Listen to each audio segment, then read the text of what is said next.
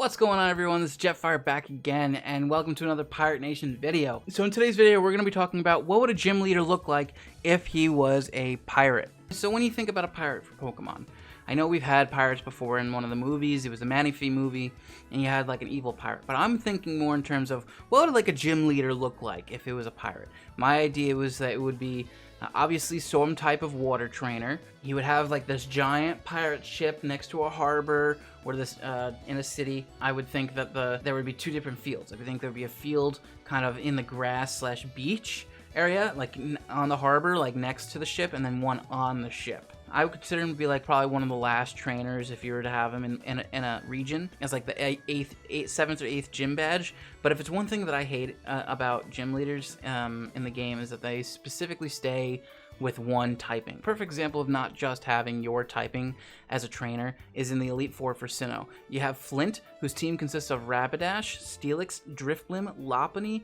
and Infernape. So I love the idea of it's the presence of the trainer, less so than the typing. And obviously in more of like the anime or the manga is that the Pokemon that you choose are based off of how many badges you have, right? So the gym leader can properly test you based off of how many badges you have, right? So the first Pokemon I would put on the team for a pirate gym leader would be Shuckle.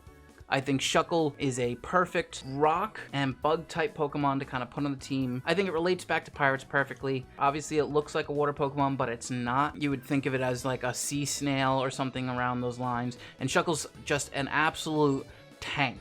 He has such a high defense, and you can using it with Power Swap could be an absolutely amazing Pokemon to be used on a team. The next Pokemon on the team would be Dhelmise. Dhelmise is sort of self-explanatory considering he looks like the steering wheel of a pirate ship. What better for a pirate gym leader to have pirate-themed Pokemon? And with the grass and ghost typings, it provides a lot of good coverage. Dhelmise alone is a good Pokemon to have. The third Pokemon that the pirate gym leader would have to be a bird-type Pokemon. Every pirate known to man has their own parrot, just some animal that's theirs, that's either on their shoulder or something. And to me, having that bird-type Pokemon is to help navigate. So I thought, okay, why not Honchkrow? Notably, I could have gone with Pelipper because Pelipper is the seagull Pokemon, but I thought Honchkrow played a better part because Honchkrow is supposed to be the mafia boss.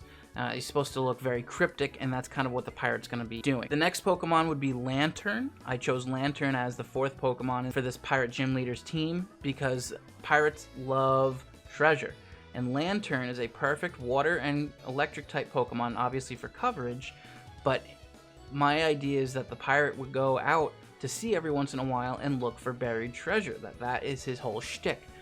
So having someone like Lantern to be able to light up the darker parts of the ocean was a no-brainer. Now we only have 2 more Pokemon on this team to round it out, and I thought long and hard what these kind of Pokemon should be. The second to last Pokemon that I've chosen is Garchomp. Now I know everyone's gonna say, of course you chose Garchomp, he's broken, blah blah blah, this team doesn't make sense anymore. Hear me out. Garchomp is a shark. He's a land shark. So the idea is not to have only water Pokemon because he's a pirate. I don't want him to have Pokemon that don't have feet. You can't fight with Lantern if he's on land. In Pokemon anime's logic, if you send out a Goldeen, it's just gonna, kind of flop on the ground. As a trainer, you want to be able to cover all of your bases. So you have Pokemon that can fight in the water and you have Pokemon that can fight on the land. So being a shark, he makes sense to be part of a pirate's team, and he's a land shark, so he can dig underground and kind of do shark type things when he's fighting, not on his pirate ship.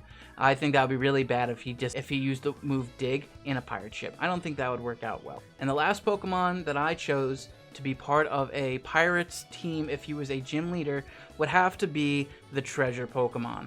Some Pokemon that he chose to be considered his buried treasure. And I think that would be Kingdra. Kingdra, I know we added already one other water type Pokemon in Lantern, but Kingdra proves to be kind of a last line of defense. Kingdra would prove to be a good Pokemon for the pirate to go underwater and hold onto because of Kingdra's size and bring him to where Lantern found him. So he has Lantern and Kingdra kind of working in tandem when looking for that buried treasure. Overall, I think that the team is really well rounded, and again, the point is to be a pirate.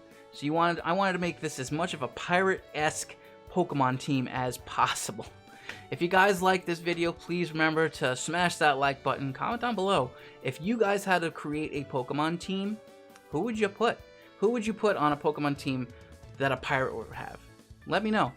And with that, everyone, this is Jetfire signing out. Have a nice day, everyone.